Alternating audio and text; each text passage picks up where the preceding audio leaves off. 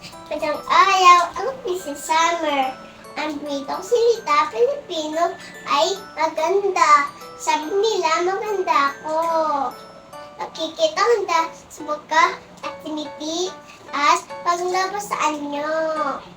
Pero sa akin, walang mahalagan ng puso.